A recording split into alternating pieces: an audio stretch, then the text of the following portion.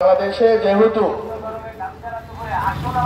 এই দেশে আলেম ওলামাদের লড়াইয়ের সিলসিলা 200-300 বছরের, এর আগেও করেছেন, কিন্তু ব্রিটিশ বিরোধী লড়াইয়ের সময় থেকে ফলত এই যে জনগোষ্ঠী আছে লড়াকু, জালেমের বিরুদ্ধে যারা লড়াই করেন তাদেরকে বিভিন্নভাবে ব্যাপধু করার চেষ্টা দেশের বাইরে অনেকেই করেন।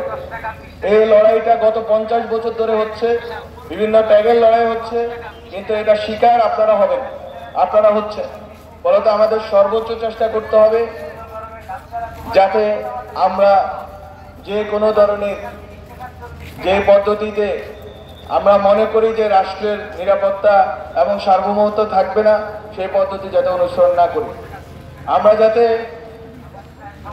নবীজির যেই আখলাক আছে সেই আখলাক নিয়ে আমরা মানুষের শিক্ষার্থীরা যেইভাবে ট্রেন্ড হই সেই ট্রেনিংটা যেন আমরা আমাদের কর্ম সমাজ এবং রাষ্ট্রীয় জীবনে আমরা যাতে প্রতিফলন ঘটাতে পারি, এবং কাউকে যেন মজলুম আমরা না বানাই।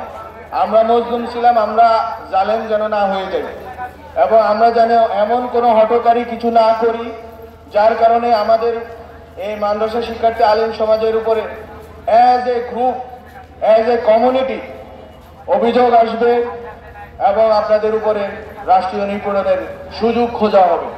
এই বিষয়ে আপনাদেরকে অবশ্যই সাবধান থাকতে হবে। বরং বাংলাদেশের আলেম সমাজ ব্রিটিশ বিরোধী লড়াই, পাকিস্তান আন্দোলন হোক, 71-এর মুক্তিযুদ্ধে একটা বড় অংশের ভূমিকা ছিল পক্ষে।